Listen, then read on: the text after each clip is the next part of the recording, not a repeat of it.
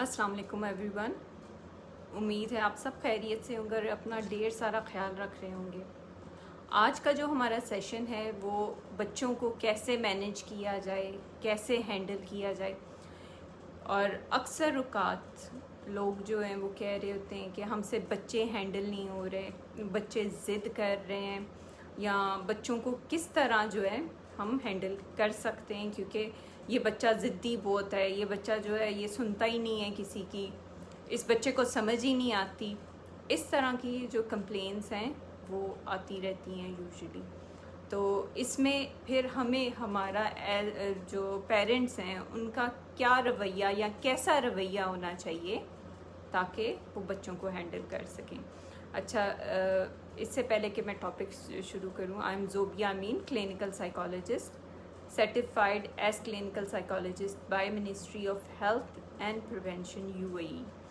तो इसके साथ जो हमारा टॉपिक है वो बच्चे के रवैये को कैसे तब्दील किया जाए।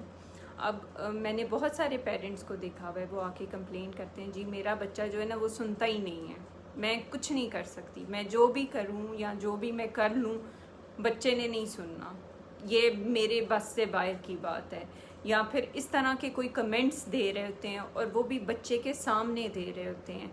अब जब भी आप कोई बात करते हैं एज ए पेरेंट या एज ए टीचर या कोई भी, तो वो बच्चा जो है ना जब आपको सुन रहा होता है ना उस पर वो बात का असर होता है, वो उस बात का असर लेता है और वो सोचता है अच्छा मैं इन्हें कंट्रोल कर रहा हूँ, चलो ठीक है, this is the right way.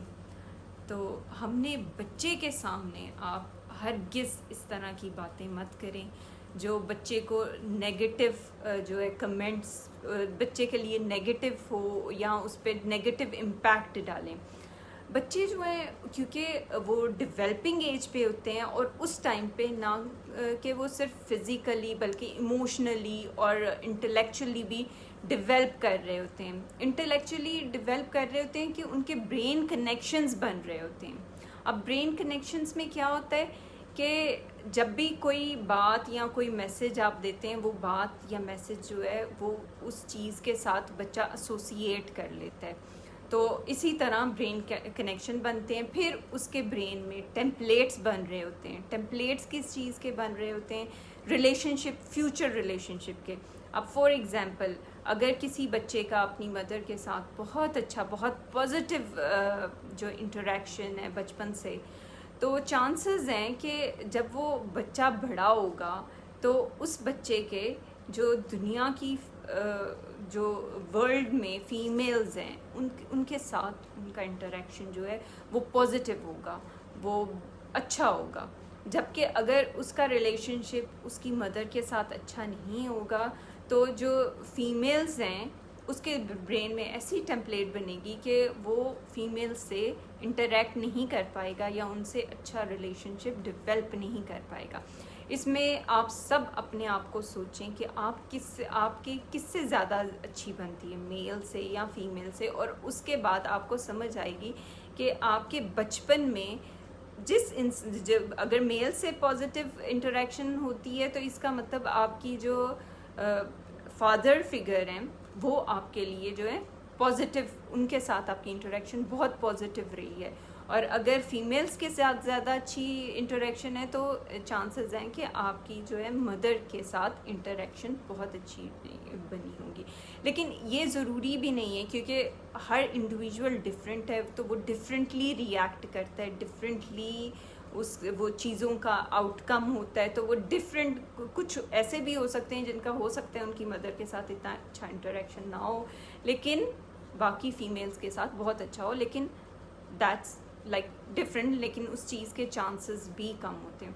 अच्छा, अगर बात की जाए पेरेंटिंग जो है वो ऑन गोइंग है, लर्निंग प्रोसेस है, इसमें इंसान हमेशा सीखता रहता है। यहाँ कोई एंड पॉइंट नहीं है, कोई एंड रिज़ल्ट नहीं है कि यहाँ तक हमने सीखा है या हम अब बेस्ट पेरेंट बन सके हैं। कोई भी ये चीज़ नहीं कह सकता कि हम अब जो है बेस्ट पेरेंट बन गए।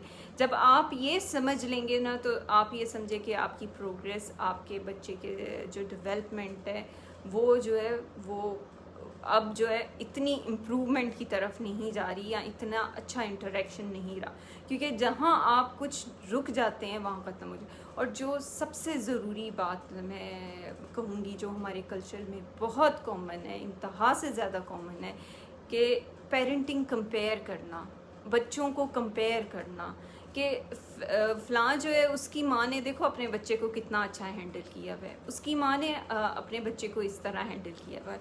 इससे क्या होता है कि जो पेरेंट्स होते हैं अपने आप को कंपेयर करना शुरू करते हैं, उनकी अपनी जो मोटिवेशन है वो लो हो जाती है, और मोटिवेशन लो होने की वजह से वो इतने ज़्यादा जो है मोटिवेटेड नहीं रहते, क्योंकि ये ऑन गोइंग प्रोसेस है। इसमें अब क्या है, इनपुट ज़्यादा है, रिवॉर्डिंग है ये, लेकिन रिवॉर्ड कहाँ जाके मिलना है, बहुत एंड में जाके मिलना है, बहुत देर बाद रिवॉर्ड मिलना है। पेरेंटिंग का रिवॉर्ड उसी इंस्टेंट नहीं मिलना। इसीलिए कभी कभी क्या होता है कि ये उतना मोटिवेटिंग या उतना एनर्जेटिक या उतना जो है ना पैशनेट नहीं रहता इंसान कि मैं ये काम कर रहा हूँ, क्योंकि कभी कभी तो बहुत सारे बच्चे ऐसे होते हैं जिनके साथ उन्हें फ़ील होता है कि कोई आउटकम नहीं आ रहा, कुछ नहीं हो रहा, बच्चे जो है मेरी नहीं सुन रहे, मुझसे कुछ डील नहीं हो पा रहा।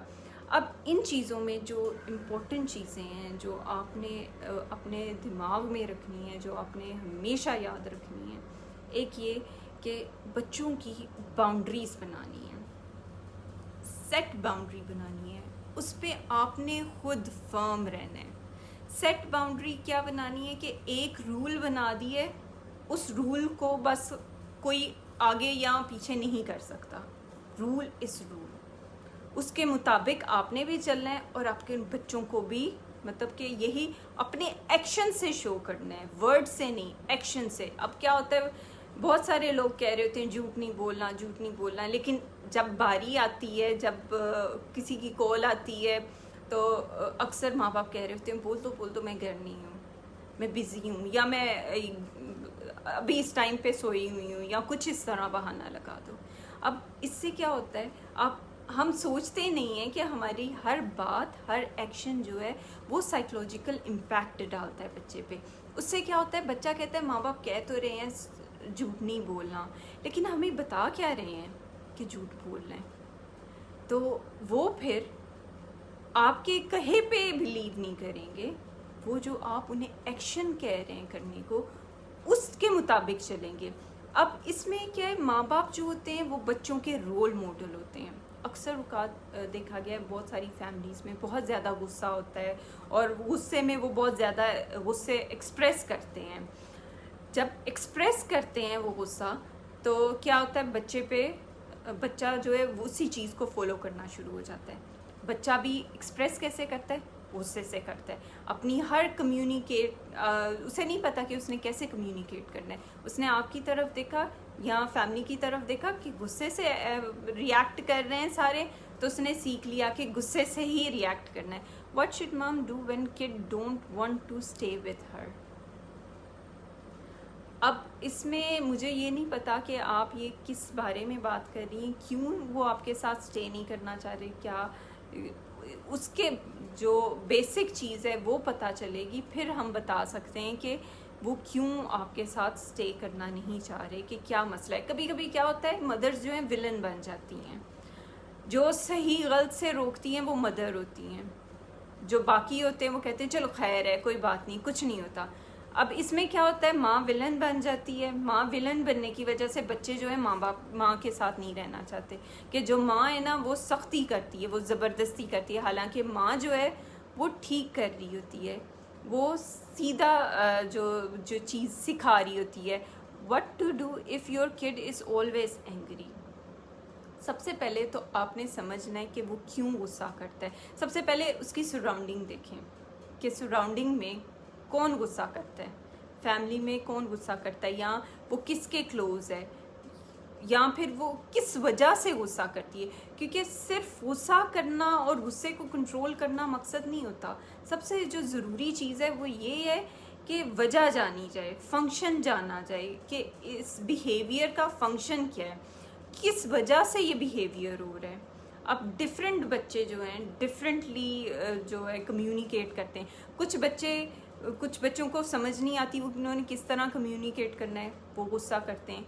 कुछ बच्चे जो होते हैं वो जब उन्हें पता हो कि उन्हें अटेंशन नहीं मिल रही तो उन्हें लगता है कि शायद आप अटेंशन गुस्सा करेंगे तो आप अटेंशन देंगी, इसलिए वो गुस्सा कर रहे होते हैं। इसलिए गुस्सा करने से पहले आपने जानना है कि उसके पीछे रीजंस क्या हैं, किस वजह से या किन चीज़ों पे वो गुस्सा कर रहा है। इसके लिए आप एक बहुत अच्छी बेसलाइन बना सकते हैं। बेसलाइन कैसे बनानी है, आपने दिन लिखना है, सिचुएशन लिखनी है, टाइम लिखना है, ड्यूरेशन लिखनी है कि कितनी देर तक गुस्सा रहा, किस हद तक गुस्सा रहा, उसकी इंटेंसिटी क्या थी 1 से लेकर 10 तक।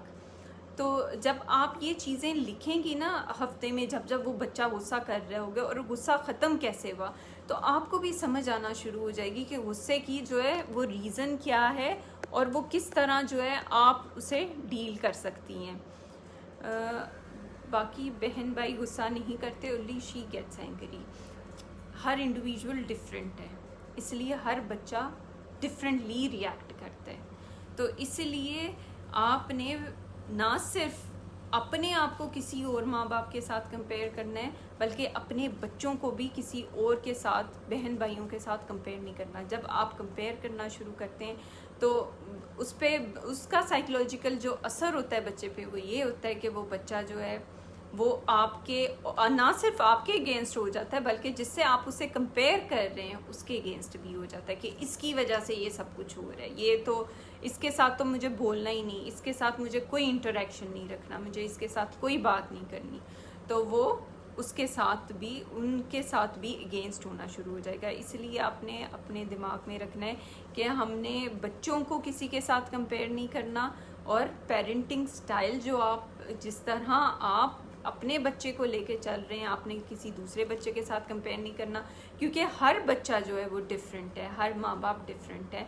हर बच्चे को एक जैसे ट्रीटमेंट से उसको नहीं अपब्रिंग किया जा सकता। हर बच्चा जो है डिफरेंट, उसकी डिफरेंट डिमांड्स हैं। आपने सिर्फ एक उनके लिए बाउंड्रीज सेट करनी है, दूसरा आपने फर्म रहना है, कंसिस्टेंट रहना है। अगर आपने एक बात कही है तो वो आपने हमेशा करनी है, ये नहीं कि एक दफ़ा कर ली एक दफ़ा नहीं कर ली। इस वजह से भी बच्चों को फ्रस्ट्रेशन होती है, जिसकी वजह से वो जो है वो ज़्यादा गुस्सा करते हैं। तो इस वजह से आपने जो है बच्चे के साथ कंसिस्टेंट रहना है, जो बात करनी है वो हमेशा करनी है। अब बहुत सारे लोग क्या कहते हैं कि मेरा बच्चा बहुत स्ट्रबन है, बहुत ज़िद्दी है, वो बहुत मुझसे ज़िद करता है। तो यहाँ पे जो मेन चीज़ है वो ये सवाल है कि उसके साथ कौन ज़िद करता है। बच्चा अकेला ज़िद नहीं कर सकता। जैसे रस्साकशी होती है, 2 लोग ज़रूरी होते हैं उसमें, एक इंसान कभी भी कुछ नहीं कर सकता। तो इसी तरह अगर बच्चा ज़िद कर रहा है तो उसके साथ ज़िद करने वाला कोई होता है जिसकी वजह से वो बच्चा ज़िद कर रहा होता है। अब ज़िद की जो विशेष साइकिल है वो क्या है, इसमें क्या होता है कि बच्चा ज़िद करता है, माँ बाप नहीं सुनते, उसको इग्नोर कर देते हैं, वो चीखना चिल्लाना शुरू करता है, माँ बाप डांट देते हैं, उससे नहीं सुनते, फिर वो और ऊंचा चीखता है। अब माँ बाप क्या करते हैं कि ओहो सारी दुनिया सुनेगी, क्या करें, मान जाते हैं, चीज़ दे दी जो उसने मांगी। इससे बच्चे ने क्या सीखा, मैं जब आराम से बात करता हूँ या करती हूँ तो मेरी नहीं मानी जाती, जब मैं ज़िद करती हूँ या चीखती चिल्लाती हूँ तब मेरी सब सुनते हैं। तो नेक्स्ट टाइम मैंने क्या करना है, मैंने आराम से बात नहीं करनी, मैंने चीख चिल्ला के अपनी डिमांड पूरी करनी है। Whether they are in adolescent, teenage or adulthood, 90% of their issues, especially behavior, are just because of parenting. No doubt हीरा, ये ऐसी ही बात है कि जो रिलेशनशिप्स आपके होते हैं वो आपको कहाँ से, सारी जो चीज़ें आपको मिलती हैं आपको अपने घर से मिलती हैं, और अपने घर में भी सबसे पहले आपकी मदर और आपकी फादर फिर उसके बाद दूसरे लोग जो हैं वो आपको असर करते हैं, फिर उसके बाद स्कूल आ जाता है, फिर उसके बाद टीचर्स आ जाती हैं। अब बहुत सारे घरों में क्या हो रहा होता है कि हम सोचते हैं इस बच्चे का कॉन्फिडेंस लेवल बहुत लो है, ये जो है ये कुछ नहीं कर पाएगा कुछ। अब हम उसे क्या कह रहे होते हैं, तुम ना ये काम करो, तुम नहीं कर सकोगे, क्योंकि हम उसको पहले से ही स्नब कर रहे हैं। हम क्या चाहते हैं कि कोई भी चीज़, कोई भी बच्चा जो है वो परफेक्ट काम करे। हमने परफेक्ट नहीं बनाना, वालेकुम अस्सलाम, हमने उस बच्चे को परफेक्ट नहीं बनाना, हमने उस बच्चे को फंक्शनल बनाना है दुनिया में। इसमें क्या करना चाहिए, इसमें ये करना चाहिए कि आपने अपने बच्चे के ज़िंदगी के फ़ैसले नहीं करने, उसको आपने चीज़ें बतानी ज़रूर है, ये करो ऐसे करो, लेकिन जब तक वो उस चीज़ों को एक्सपीरियंस नहीं करेगा वो कुछ नहीं सीखेगा। तो अगर आप बहुत परफेक्शनिस्ट हैं, बहुत आपको दिल चाहता है कि बिल्कुल परफेक्ट हो, मेरी पेरेंटिंग परफेक्ट हो, मेरे बच्चे परफेक्ट हो, तो वो जो स्ट्रेटजी है वो यहाँ काम नहीं आएगी, वो बल्कि यहाँ बैकफायर करेगी। उसकी वजह से बहुत सारे बच्चों में इशू हो जाते हैं। अब अक्सर औक़ात आपने देखा होगा बहुत कॉन्फिडेंट माँ बाप होते हैं और बच्चे बिल्कुल ही शाय होते हैं या कॉन्फिडेंट नहीं होते। वो किस लिए होता है ऐसे? वो इसलिए होता है कि जब आप बच्चे को कॉन्फिडेंस नहीं देते और आपको लगता है कि आप परफेक्ट हैं या आपका तरीका या आपका रवैया ठीक है, तो बच्चा जो है वहाँ पे स्नब होना शुरू हो जाता है। आप उसे वहाँ से बुली करना शुरू करते हैं। अब अक्सर क्या होता है, बच्चा पास बैठा हुआ है, सब ये बच्चा बहुत शरारती है, ये बच्चा बहुत बदतमीज़ है, ये बच्चा किसी की सुनता नहीं है। आप उसको वहाँ पे ही उसके साथ बुली कर रहे हैं, वालेकुम अस्सलाम। आप वहाँ पे उसके साथ जो है उसको जो है स्नब कर रहे हैं कि वो आगे जो है इमोशनली या जो इंटेलेक्चुअली है अपने आप को डेवलप ना कर सके। अब पेरेंटिंग का सिर्फ रोल ये नहीं होता कि किसी बच्चे को फिज़िकली ग्रो करना, बल्कि इमोशनली, इंटेलेक्चुअली उनको रेयर करना है, उनका ध्यान रखना है, उनके ऊपर काम करना है। तो इसीलिए इन चीज़ों पे आपने ख़ुद कंसिस्टेंट रहना है।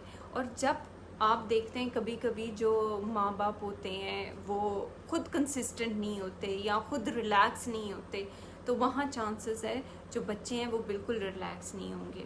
अगर आपने बच्चों को रिलैक्स करना है तो आपने अपने आप को पहले रिलैक्स करना शुरू करना है। You need time to relax yourself.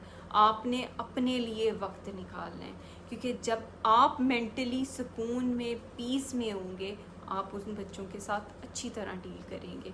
फिर इसके अलावा हम क्या सोचते हैं कि दिन का जो दिन है ना वो कंप्लीट करना है, ये खाना देना है, ये करना है, ये करना है।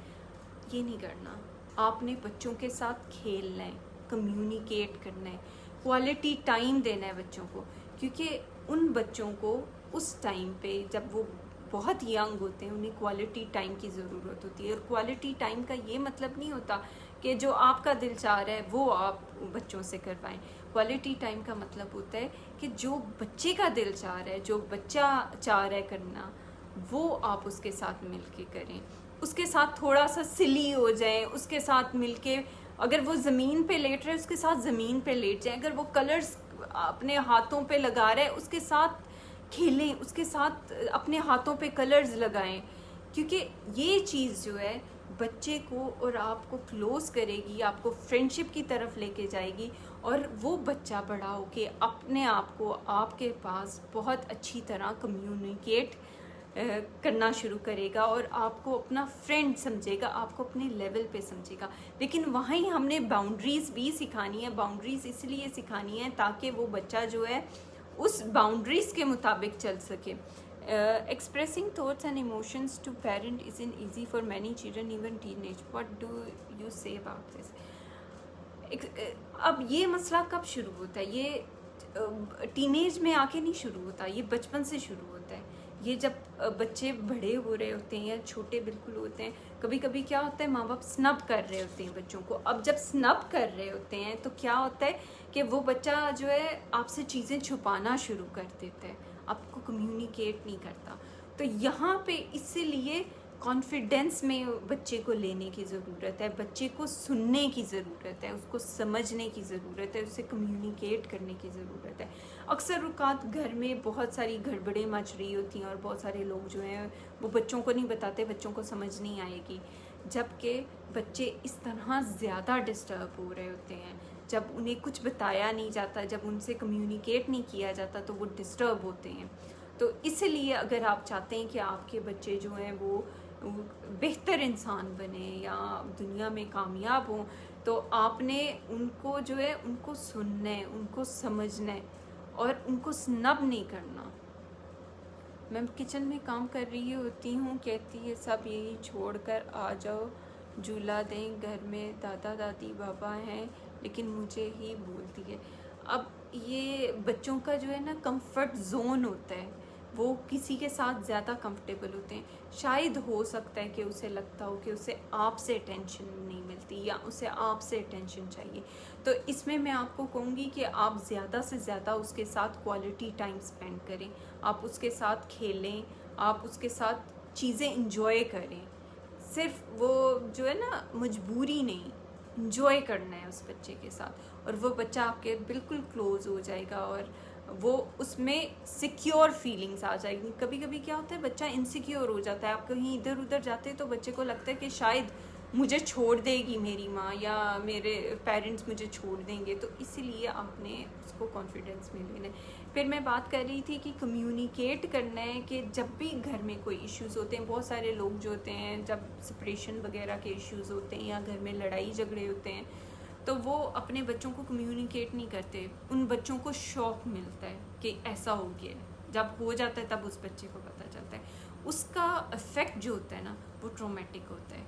इसलिए उस बच्चा ताकि ट्रॉमेटिक इफ़ेक्ट में ना जाए, उसके लिए वो ज़िंदगी का ट्रॉमा ना बन जाए, आपने उसे जहाँ जो बात होनी है कम्युनिकेट करनी है। अक्सर माँ बाप आपस में लड़ रहे होते हैं बच्चों के सामने, इसका जो असर है वो बहुत नेगेटिव होता है बच्चों पे, और बच्चे जो हैं आगे रिलेशनशिप उनके मुश्किल डेवलप होते हैं।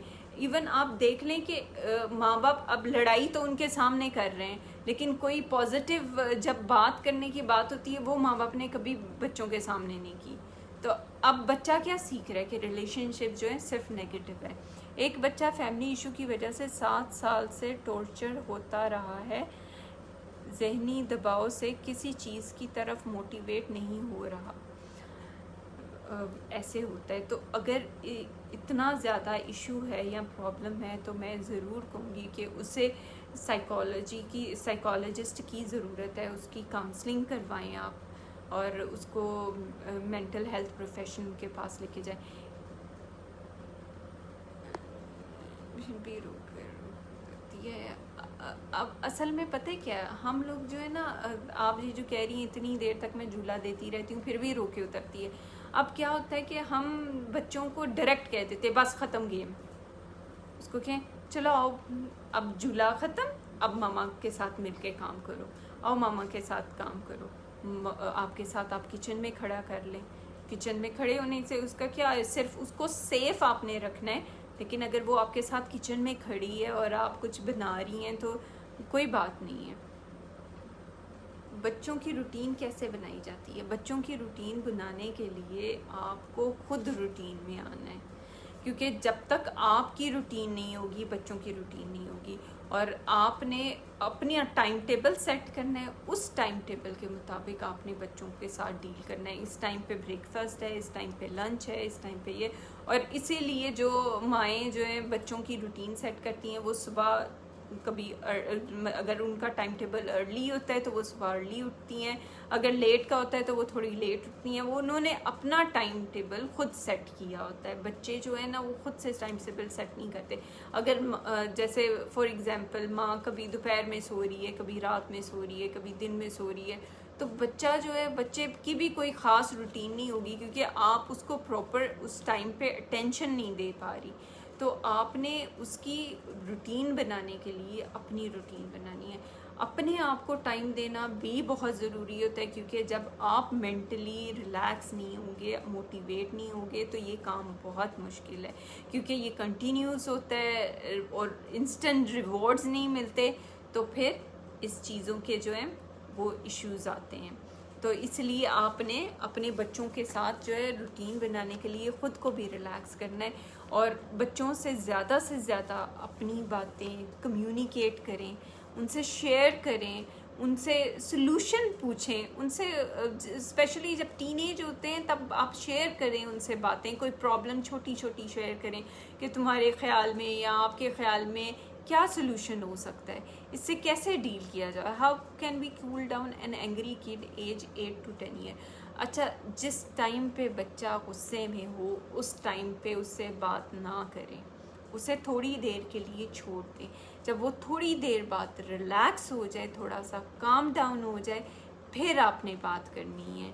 वरना जब अगर वो बच्चा गुस्से में आप बात करेंगे वो और चीखें चलाएगा और आपको फिर मज़ीद गुस्सा आएगा। तो इसलिए उस बच्चे को थोड़ा सा ना टाइम आउट दें, उस बच्चे को थोड़ी देर के लिए छोड़ दें। जब वो थोड़ा कूल डाउन हो जाएगा तब आपने उसके साथ बैठ के उस चीज़ के बारे में बात करनी है, उससे पूछना है उसको गुस्सा क्यों आया, क्योंकि 8 to 10 ईयर्स एज ऐसी है जिसमें बच्चा समझता है, कम्युनिकेट ईज़िली कर पाता है और वो आपको कम्युनिकेट भी करेगा। We actually condition them like this way at the very first. There comes a parents there, and then education set up, then society, we are going through it, norms, we pressurize them. बिल्कुल बच्चों को बहुत ज़्यादा pressurise किया जाता है, specially जब आप बहुत ज़्यादा परफेक्शनिस्ट हों, आपकी जो एक्सपेक्टेशंस होती हैं वो रियलिस्टिक की जगह जो परफेक्शनिस्ट की होती हैं। तो इसीलिए बच्चों से रियलिस्टिक एक्सपेक्टेशन रखनी है। और जहाँ तक बात कल्चर नॉर्म की आती है, ठीक है, उसकी बाउंड्रीज़ आपने बतानी है, लेकिन उस चीज़ों का प्रेशर लेके अगर आप वो प्रेशर बच्चों पे निकालेंगे तो उसका कोई पॉजिटिव जो है वो इफ़ेक्ट नहीं होगा, बल्कि नेगेटिव ही आउटकम होगा। Some needs to understand parenting in multiple domain, what to do for their psychological emotional growth, how to involve kid in social engagement, how to communicate them non-verbally and verbally as well. बच्चों से communicate करना बहुत आसान होता है। अगर आप बच्चों के साथ खेलना शुरू कर दें ना तो वो बच्चे जो है ना आपके बिल्कुल क्लोज हो जाएंगे। अगर आप उनसे अपने बचपन की थोड़ी सी बात शेयर करें, वो आपसे अपनी बचपन की बात शेयर करेंगे। फिर आपने बच्चों से नहीं हम बच्चों से भी सीखना है और अपनी पेरेंटिंग, अपना बचपन याद करें कि आपको किस तरह ट्रीट किया जाता था और आपने उससे क्या सीखा, आपने उसमें क्या चेंज करना है और आपने उसकी क्या चीज़ जो है वो कंटिन्यू रखनी है। फिर इसके साथ मैं कहूँगी कि हम हमेशा क्या करते हैं, बच्चे को कहते हैं ये नहीं करना, ये नहीं करना। सिर्फ ये नहीं बताना कि क्या नहीं करना, ये भी बताना है क्या करना है और करके बताना है कि क्या करना है। क्योंकि अगर हम सिर्फ रोकते रहेंगे ना तो वो बच्चा रुकने वाला नहीं है, क्योंकि उसका माइंड डेवलप हो रहा है, वो सीखने की एज में है, तो वो हर चीज़ एक्सप्लोर करने की कोशिश करेगा। तो चीज़ें एक्सप्लोर जो कर रहा है वो उसने करनी है, लेकिन अगर आप उसे खुद हेल्प करेंगे एक्सप्लोर करने में तो वो आपको तंग नहीं करेगा। लेकिन अगर आप उसे हर चीज़ पे बंद करती जाएंगी तो फिर वो आपको आप खुद भी उससे डिस्टर्ब होंगी। 1.5 साल की बच्ची है, कार्टून देखना चाहती है मोबाइल पे, तो आप टाइम सेट करें ना, बच्चे को कार्टून भी देखने दें, लेकिन आपने देखने कौन से कार्टून जो है उस बच्चे की एज के लिए अप्रोप्रिएट हैं, कौन से नहीं हैं। Thank you Fakhruddin. तो आपने इन सब चीज़ों पे जो है अपना चेक रखना है और देखना है, और सिर्फ ये नहीं बताना क्या नहीं करना, करके बताना है क्या क्या नहीं करना। अब जैसे फॉर एग्जांपल अगर एक टेबल पे पेज पड़ा होगा ना, खाली पेज, उस पर कुछ भी नहीं है, बच्चा उसे जाके टच करेगा ना, आप कहेंगे टच नहीं करना, वो आपको थोड़ी सी नज़र इधर करेगा, आपको देखेगा, आप काम में बिजी हैं, फिर टच करेगा। क्योंकि एक इंटरेस्टिंग बात मैं आपको इसके साथ बताती हूँ, 7 साल तक बच्चा जो होता है वो हिप्नोटिक स्टेट पे होता है, उसको वो बहुत सजेस्टेबल होता है, उसको आप जो सजेशंस देंगे वो उसको प्रोसेस करेगा, और जो नई वर्ड है ना वो बच्चा प्रोसेस नहीं करता। तो इसीलिए आपने वो चीज़ें कहनी है जो पॉजिटिव हों, वो चीज़ें नहीं कहनी जो नेगेटिव हों। जैसे फॉर एग्जांपल अगर इवनिंग में आप किसी बच्चे को कोई पॉजिटिव मैसेज दे के उसको पॉजिटिव मैसेज कोई भी देंगे तो चांसेस हैं कि बच्चा वो चीज़ करेगा। लेकिन आपने हमेशा ये कहना है, अगर आप कह रही हैं ना, अगर हिप्नोसिस पे जाएं तो अगर आप कह रही हैं कि ये काम नहीं करना, तो बच्चे को जो मैसेज मिल रहा है वो है ये काम करना है, क्योंकि बच्चे का जो ब्रेन है वो नहीं वर्ड जो है वो उस तरह प्रोसेस नहीं करता। और इंटरेस्टिंगली जब आप देखेंगे ना, बच्चा जो सबसे पहले जो चीज़ सीखता है ना वो वर्ड नहीं है, वो हाँ नहीं सीखता। और वो कहाँ से सीखता है? वो आपसे सीखता है, क्योंकि वो इतना फ्रीक्वेंट नहीं सुनता है कि वो पहले नहीं बोलता है। आप अगर देखें या बच्चों के पास बैठें तो आपको ये चीज़ समझ आएगी। तो इसीलिए आपने बच्चों पे जो काम करना है उन्हें एक्शन के थ्रू सिखाना है, वर्ड्स के थ्रू नहीं। उनके साथ खेलना है, उनके साथ क्वालिटी टाइम स्पेंड करना है, उनके साथ कम्युनिकेट करना है, उनसे प्रॉब्लम्स के सॉल्यूशंस पूछने हैं, क्योंकि वो आपको बताएंगे। और as a parent take time out, relax yourself, अपने आप को काम डाउन करें ताकि आप बच्चों के साथ भी बिल्कुल कामली डील कर सकें। और आपने ज़्यादा से ज़्यादा फोकस जो करना है वो एक्सपेक्टेशन जो है वो रियलिस्टिक होनी चाहिए। एक्सपेक्टेशंस आपकी जो है वो परफेक्ट नहीं होती, क्योंकि कुछ भी, कोई भी इंसान दुनिया में परफेक्ट नहीं, कोई भी बच्चा परफेक्ट नहीं, कोई भी पेरेंट्स परफेक्ट नहीं। तो इसीलिए आपने एक्सपेक्ट भी नहीं करना कि बच्चे जो है ना परफेक्ट हों।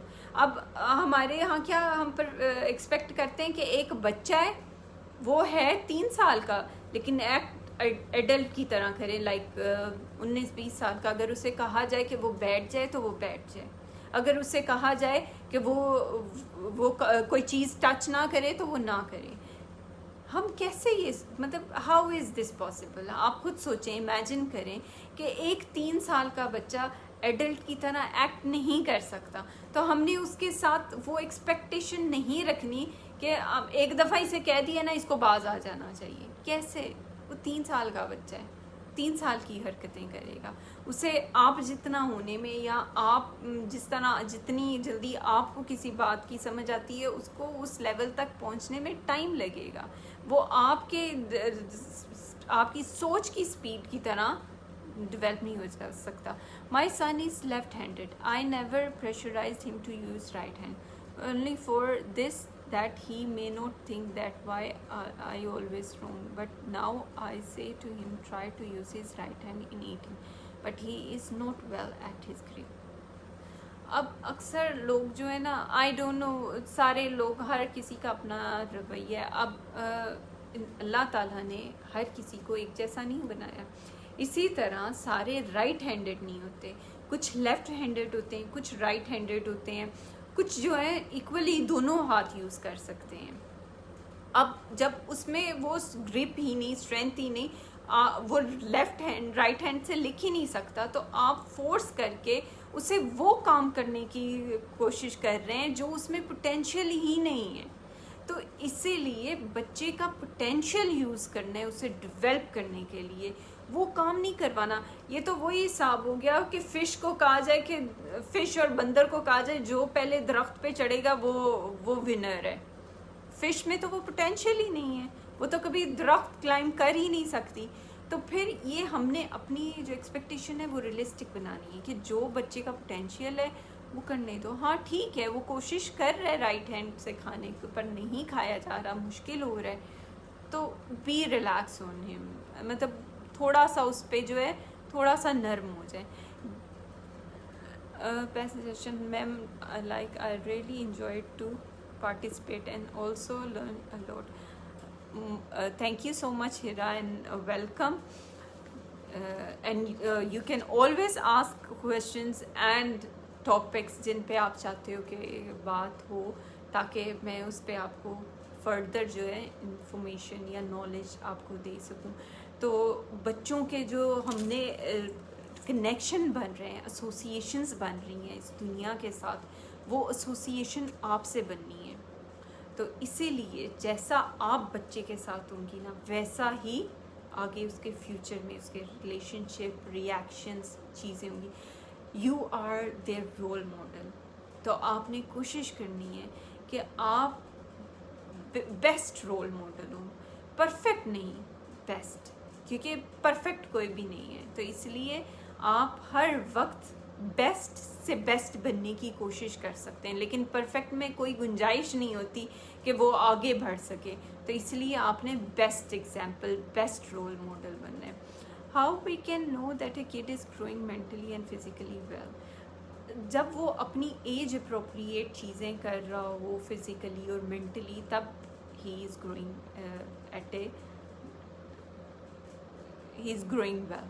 लेकिन जब आपको लगे कि फ़िज़िकली या मेंटली वो किसी चीज़ों में लैक कर रहे, तो फिर भी ज़रूरी नहीं है कि वो फिज़िकली और मेंटली प्रॉपर ग्रो नहीं कर रहा हो। तो बस ये होता है कुछ बच्चे कुछ स्किल्स जो हैं वो पहले सीखते हैं, कुछ बच्चे कुछ स्किल्स बाद में सीखते हैं। तो वही बात आ जाती है, हम ज़्यादा कंपेयर नहीं कर सकते, लेकिन एक रफ़ आइडिया होता है। इवन माइलस्टोन्स देख लें आप, अगर आपके 2 बच्चे हैं तो एक बच्चा किसी एज में वो माइलस्टोन अचीव करेगा, दूसरा बच्चा दूसरी, मतलब कि डिफरेंट एज में वो माइलस्टोन अचीव करेगा।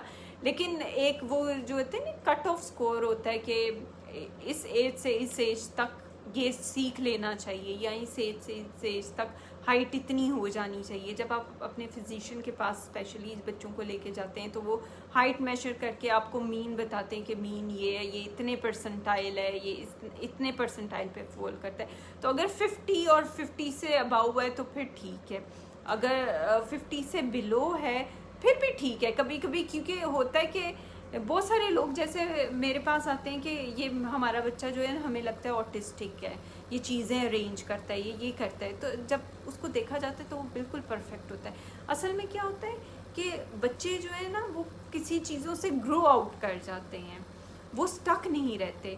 इसलिए 4 साल तक किसी भी बच्चे को हम कोई भी डिसऑर्डर डायग्नोज नहीं करते। इसलिए नहीं डायग्नोज करते, हो सकता है कि ये अभी स्लो था, एकदम इसकी जो मेंटल और फिज़िकल ग्रोथ है वो बढ़ जाए। तो इसलिए जब बच्चे छोटे होते हैं तब तो इतना ज़्यादा आपको नहीं पता चलता, या फिर आप उसके जो मीन देख सकते हैं कि बाकी बच्चों की ग्रोथ कैसी। अगर बहुत फ़र्क है तो फिर आपको किसी साइकोलॉजिस्ट या काउंसलर के पास जाना चाहिए ताकि उनसे हेल्प ले सकें। और अगर आपको लगता है नहीं नॉर्मल है, मतलब कि 50 परसेंटाइल पे जा रहा है, तो फिर ठीक है, फिर आपको बिल्कुल भी किसी के पास भी जाने की ज़रूरत नहीं है। वो बच्चा अगर थोड़ा स्लो भी है तो वो अपने टाइम के साथ डेवलप कर जाएगा। तो इसलिए बच्चों को हमेशा आपने बूस्ट करना है, मोटिवेट करना है, पॉजिटिव मैसेज देने हैं ताकि वो पॉजिटिव काम करें, क्योंकि पॉजिटिव एनर्जी आप बच्चे को देते हैं। जब आप मोटिवेट होते हैं तो बच्चा आपको देख के मोटिवेट होता है। इसी तरह जब आप किसी चीज़ से डरते हैं, आप देखेंगे बच्चा भी उसी चीज़ से डरता है, क्योंकि जब वो आपको ऐसे स्ट्रॉन्ग पर्सन लेता है, जब वो देखता है कि एक स्ट्रॉन्ग पर्सन एक छिपकली से या कॉकरोच से डर रहा है, तो चांसेस ये हैं कि वो भी उसी चीज़ को देख के स्क्रीन करेगा। यहाँ पे भी मैं वही बात करूँगी, क्योंकि आप उसके रोल मॉडल हैं। जो जो चीज़ें आप करेंगे वो चीज़ें आपके बच्चे करेंगे, वो आपसे सीख रहे हैं। सबसे पहले जो सबसे पहला स्कूल होता है वो मदर और फादर होता है। How can we control the amount of time an 8-year-old child uses laptop? आजकल ये क्योंकि बच्चों के पास बहुत ज़्यादा ये इलेक्ट्रॉनिक गैजेट्स हैं और ये चीज़ें यूज़ करते हैं, वो तो टाइम लिमिट करना बहुत ज़रूरी है, क्योंकि अगर आप लिमिट नहीं करेंगे तो ये उसको अफेक्ट करेंगी। सोशली वो वैसे डेवलप नहीं होते जितना, ठीक है वो इन इलेक्ट्रॉनिक चीज़ों में बहुत अच्छे हो जाएंगे, लेकिन सोशली वो इतने अच्छे नहीं होंगे। इसके लिए आई थिंक जो 1/2 to 1 hour टाइम है वो आपको लिमिट करना चाहिए, और ये आपने बाउंड्री सेट करनी है और उसके साथ कंसिस्टेंट रहना है। जब आप होते हैं ना, एक दिन दे दिया लैपटॉप, एक दिन छीन लिया, एक दिन कहा आधा घंटा और उस पर स्ट्रिक रहे, एक दिन 2 घंटे दे दिए, वहाँ पे प्रॉब्लम होती है। जब भी आपने कोई चीज़ कंट्रोल करनी है, एक तो आपने फर्म रहना है, सबसे पहले जो रूल बनाना है वो बता देना है, और उस रूल को बार बार रिपीट नहीं करना। जब आप रिपीट करते हैं ना तो उस बात की वर्थ ख़त्म हो जाती है। तो आपने एक दफ़ा वो रूल सेट करना है, बताना है, खुद उस पर कंसिस्टेंट रहना है। फिर वो बच्चा चाहे रो रहा है, चाहे कुछ भी कर रहा है, अपने आप को स्ट्रॉन्ग कर लें कि मैंने इसमें फर्म रहना है। लेकिन फर्म के साथ आपने काइंड रहना है, पनिशमेंट की तरफ नहीं जाना, क्योंकि पनिशमेंट जो है हमेशा नेगेटिव इम्पैक्ट डालती है। और पनिशमेंट से बच्चा उस वक्त रुक तो जाता है लेकिन सीखता कुछ नहीं है। तो आपने बच्चों को सिखाना है, उसकी पर्सनैलिटी डेवलप करनी है। तो इसलिए आपने कंसिस्टेंट रहना है, आपने फर्म रहना है, आपने काइंड रहना है, आपने अच्छा रोल मॉडल बनना है। how we can know about the God gifted talent of kids।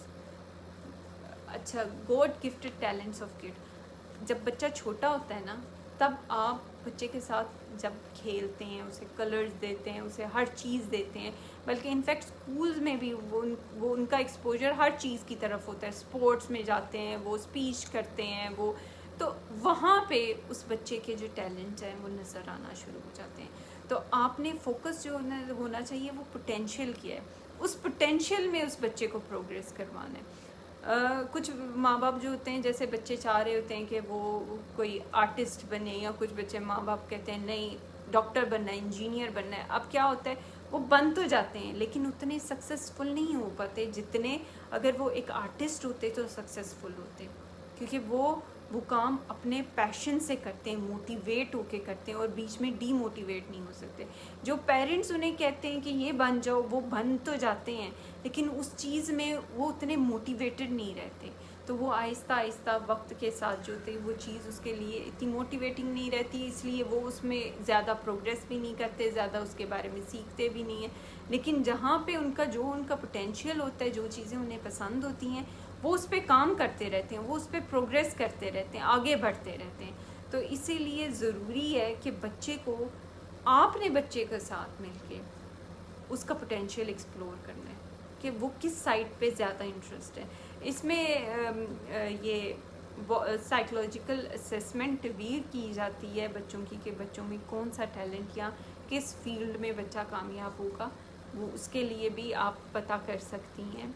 तो उसमें आपको हेल्प मिल सकती है कि बच्चों के टैलेंट का पता चल जाए, उसका एप्टीट्यूड का पता चल जाए। तो इसके साथ मैं आपको कहूँगी कि आपने अपने आप को बेस्ट रोल मॉडल बनाएं, एक्सपेक्टेशन रियलिस्टिक रखें, अपने बच्चों के साथ खेलें, कम्युनिकेट करें। अगर वो थोड़ी सिली चीज़ें कर रहे हैं उनके साथ वो करें, अगर वो थोड़े गंदे हो रहे हैं मट्टी में खेल के, आप भी खेलें। My daughter weep at every visit of market to purchase some toy or anything. How we can control? Her age is 6 to 7. अच्छा, उसे पता चल गया है कि जब भी वो रोएगी तब उसे टॉय मिल जाएगा। तो एक दफ़ा आपने, या फिर आप लिमिट कर दें कि एक टॉय लेना है, या अगर आप कहती हैं कि बिल्कुल नहीं लेना, तो आई थिंक एक आधा टॉय लेके देने में कोई हर्ज नहीं है। लेकिन अगर आप चाहती हैं कि वो भी ना ले, तो फिर आपने एक स्ट्रिक्ट रूल बना लेना है कि कोई टॉय नहीं लेना, बाज़ार जा रही हो बट कोई टॉय नहीं लेना। और जब वापस आना है तब फिर आपने थोड़ा स्ट्रॉन्ग होना है, थोड़ा टफ लव शो करना है कि वो रोए भी तो आपने उस पर इतना ध्यान नहीं देना और उसे वो चीज़ नहीं लेके देनी, क्योंकि वो उस टाइम पे सीख जाएगी कि मेरे रोने से भी कोई फ़ायदा नहीं हो रहा। लेकिन अगर वो रोएगी, ज़्यादा रोएगी, एक दफ़ा वो आपकी जो है लिमिट टेस्ट करेगी, वो बहुत ज़्यादा रोएगी, एक्सट्रीम पे रोएगी कि आप उससे टॉय ले दें। लेकिन अगर आप उसमें थोड़ी सक्सेसफुल हो गई तो फिर जो है वो नेक्स्ट टाइम सीख जाएगी कि जो मेरी मदर ने कहा है, एक रूल बना दिया है, she is going to follow it. वो कंसिस्टेंट रहेंगी और वो हर दफ़ा यही करती हैं। तो इसीलिए आपने जो रूल बनाना है उस पर कंसिस्टेंट रहना है। बिहेवियर मॉडिफिकेशन में जो सबसे इम्पोर्टेंट माँ बाप की तरफ से चीज़ होती है वो कंसिस्टेंसी होती है। आपने कंसिस्टेंट रहना है। जब तक आप कंसिस्टेंट नहीं होंगे बच्चा कुछ नहीं सीखेगा आपसे। तो अगर आप चाहते हैं कि आप उसके बच्चे के बिहेवियर को मॉडिफाई करें, कंसिस्टेंट हों, काइंड रहें लेकिन फर्म। अब बच्चे क्योंकि क्यूट होते हैं, दिल को कुछ होता है जब रोते हैं, तो उस वजह से भी माँ बाप क्या करते हैं, चीज़ें ले देते हैं। तो इसमें आपने खुद अपने इमोशंस को भी कंसिडर करना है, खुद भी अपने आप पे सोचना है कि मैंने किस चीज़ पे फोकस करना है। बच्चा रो रहा है उसे चीज़ ले देनी है, क्योंकि अगर आपको पता है कि आपने ले देनी है तो पहले ही आप रूल ना रखें, क्योंकि अगर आप रूल रख के उसको तोड़ेंगे ना तो बच्चा सीख रहा है कि मदर का कोई मतलब ये जो रूल्स हैं ये मदर खुद फॉलो नहीं करती। तो इसीलिए या तो रूल रखें और फॉलो करें या रूल्स ना रखें। जो रख के तोड़ना है वो जो है वो गलत इम्पैक्ट डालता है बच्चे पे। वो इस तरह कि बच्चा ये सीख रहा है कि कोई भी रूल्स हैं वो तोड़े जा सकते हैं और उसकी कोई इम्पोर्टेंस नहीं है। हमारी मदर भी वो रूल्स तोड़ती हैं, बनाती हैं, फिर तोड़ देती हैं। तो इस चीज़ पे आपने बहुत ख्याल रखना है। इसके साथ अगर आपको कोई सवाल हो आप कमेंट कर सकते हैं, और इसके साथ ही अगर आपको मेरा यूट्यूब चैनल भी है लाइफ स्किल काउंसलिंग सर्विसेज के नाम से बाय ज़ोबिया अमीन, आप उसे सब्सक्राइब कर सकते हैं। उस पर भी आप वीडियोस देख सकते हैं, काफ़ी वीडियोस अपलोड हुई हुई हैं। इसके अलावा अगर आपको लगता है कि कोई टॉपिक है जिस पे बात होनी चाहिए या जिस पे आपको कोई दिमाग में सवाल आ रहे हैं तो आप मुझे कांटेक्ट कर सकते हैं। आप मुझे इस पे भी कमेंट कर सकते हैं, इनबॉक्स भी कर सकते हैं, ताकि आपको इनबॉक्स में जवाब मिले। मेरी बेटी कुछ खाती नहीं तो गुस्सा आता है तो थप्पड़ मारती हूँ इतना ज़ोर से, फिर अफसोस भी होता है लेकिन हर बार मार देती हूँ। ये वही बात है ना कि आपने खुद अपने आप को थोड़ा सा मेंटली स्ट्रॉन्ग करना है, क्योंकि जब तक आप खुद अपने आप को स्ट्रॉन्ग नहीं करेंगे, आप खुद रिलैक्स नहीं होंगे,